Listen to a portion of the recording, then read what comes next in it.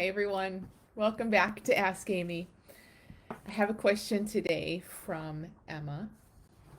Emma says, "Thank you so much for all your podcasts. They've been helping me so much. I have so many questions for you, but here's one of them. I have a very long history of eating disorders, most recently binge eating and bulimia, which thanks to this understanding has significantly improved. Prior to this, I had a severe case of anorexia from which I have recovered. However, I'm coming to understand that both of these, anorexia and binge eating, seem to be looming around and posing as a threat. I'm constantly afraid of binge eating and have put all sorts of safety nets, recovery methods, etc. into place to prevent it from happening.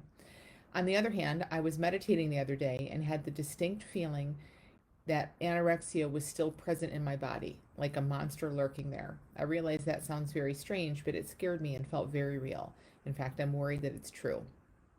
I can see that perhaps this is just like a memory or a sensation that I associated with anorexia. There are so many thoughts, feelings, and memories associated with my history of eating disorders and recovery from them that it's sometimes hard to know where to look. I'd love some insight." So, Emma, thank you for sending this question. First, I just think it's so big to see and so easy to kind of forget and gloss over a little bit, like how much has changed for you, how much, I mean, this severe case of anorexia, you've recovered from it. Yes, there's still some stuff going on, no question.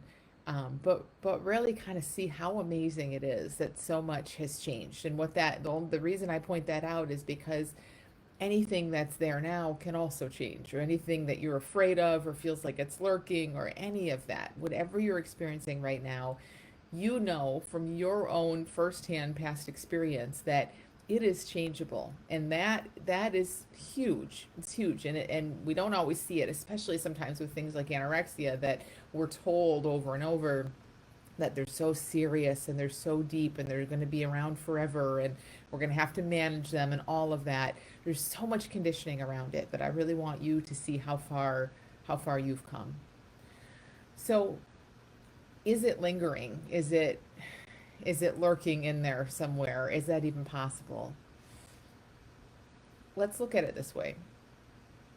Anorexia, or any issue, anxiety, depression, binge eating, all of it, any of that stuff, it's not that it's a thing, right? I don't know where it is in us, where it if we can do an x-ray or open us up or cut us open and see, like, you're not going to find it. It's not a thing in there.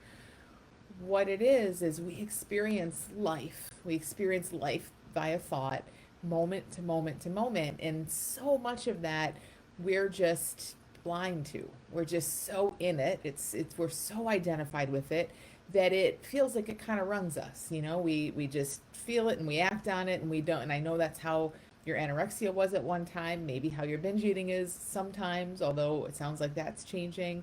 But it's like it comes up, we feel it, we just act accordingly, and we're kind of just like having this helmet on that's just full of that thinking that we don't even realize is thought. But that's ultimately what it is. So as we come to wake up more to who we are beyond our thinking, we see, oh my gosh, all this thought is there. I was blind to it. I never saw it before. Now I see it and recognize it. And we get curious, importantly, we get curious about who we are beyond all of that conditioned stuff. That space tends to grow, right? So you notice it more. The whole thing looks and feels a little bit different. And then these behaviors eventually fall away when they just look like they don't make sense anymore. You're onto them, you're aware of them, you're awake, and you're more grounded in who you really are. There's just all the glue that kind of held them there, or felt like it was holding them there before, is dried up. It's just gone. So there's no thing there that's like a monster looming or lurking or about to get you. But there may be thought, and that's everything, is thought. So you're in your meditation and some thought comes in that says it's still here. And and yeah, I can totally understand how that would scare you, and that's what you say. It's like, maybe I just kind of got spooked by this. Um, and I think that's all it is it's a scary thought that came in and scared you. But I think it's also a really great opportunity to see what you can see more around.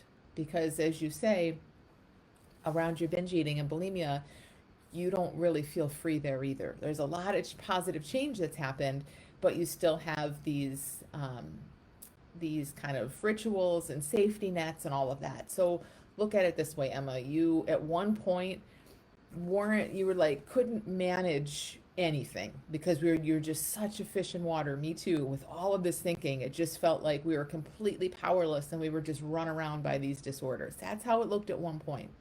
Now that has shifted in huge ways for you. Now for in a move in a nicer direction, you're still experiencing some thinking and it still feels very grippy, but you have enough distance from it that you feel like you can manage it. You have these safety nets and these rituals and these practices, all because, ooh, I don't want to binge. I really don't want to binge, but I know what to do and I can kind of have a little say in this, right? You have feel like you have a little bit of management power there. And that's wonderful in the right direction, but there's so much more freedom on offer. So that's what I want you to see, this little thing that like, oh, I think it's still looming or lurking or it's a monster that's coming to get me. It's not anything to be afraid of, but maybe it is just a little nudge saying, hey, don't forget you're not done.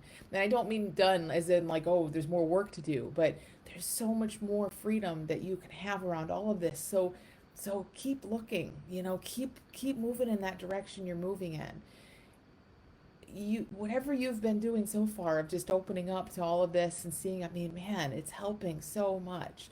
So I think often we kind of get over something or we're mostly over it and there's just this tendency to be like, oh, I'm done and this is as good as it's going to get. But I really want to encourage you to just stay open and keep asking yourself with complete openness, no pressure, no judgment, none of that, but just curiosity. How can I be even more free? Like, what would even more freedom from this feel like? How could it be that I don't feel like I need a safety net? Because it goes like we're so bombarded that we can't manage anything. Then we move sometimes to, okay, there's a little space and I can sort of manage things, but that gets exhausting. And you know what's next? What's next is seeing that there's nothing to manage, that we don't need to manage every thought and feeling because we're bigger than it and it's just experience moving through and we're okay. So you're so close to like this even bigger level of freedom. And I just want you to keep looking there. And I would really take this sense you have as just a positive little nudge. Like, ooh, there's so much like right over this little fake barrier, mind-made barrier.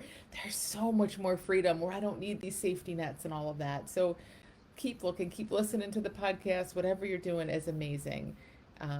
Yeah, and I think you're going to be surprised very quickly. I feel like so much is going to start to open up even more for you.